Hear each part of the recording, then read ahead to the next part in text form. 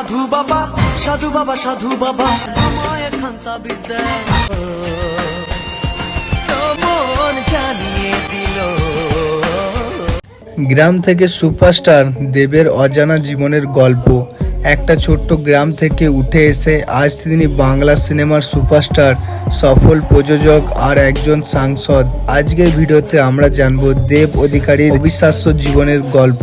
দেব অধিকারী, যার আসল নাম দীপক অধিকারী, জন্ম 25শে ডিসেম্বর 1982 সালের পশ্চিমবঙ্গের ছোট্ট গ্রাম মহিষায়। ছোটবেলা থেকে তিনি চন্দ্রকোনায় মামার বাড়িতে বড় হন।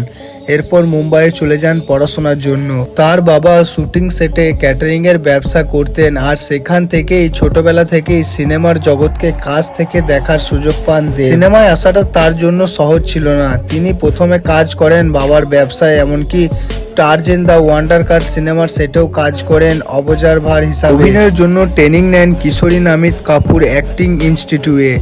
2006 সালে অগ্নিশপথ দিয়ে ডেবিউ করলেও ছবিটি ব্যর্থ হয়, কিন্তু এখানেই থেমে থাকেননি দেব। 2007 সালে আই লাভ ইউ সিনেমা তাকে রাতারাতি স্টার বানিয়ে দেয়। এরপর একের পর এক হিট, চ্যালেঞ্জ, পাগলু সব মিলিয়ে তিনি হয়ে ওঠেন টলিউডের অন্যতম সুপারস্টার।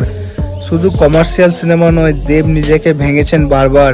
চাঁদের পাহাড়, অ্যাডভেঞ্চার, কবির ও সিরিয়াস অ্যাকশন, আর সাঁঝবাতি তো আবেগগোনা চরিত্র। সব জায়গাতেই নিজেকে প্রমাণ করেছেন। শুধু অভিনেতা নন, তিনি একজন সফল প্রযোজকও।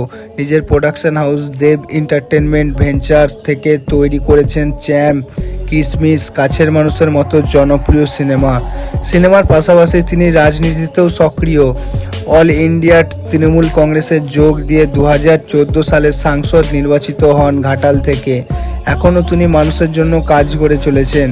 তার অভিনয়ের জন্য পেয়েছেন বহু পুরস্কার, এমনকি 2022 সালে পশ্চিমবঙ্গ সরকার তাকে বঙ্গভূষণ সম্মানে ভূষিত করে।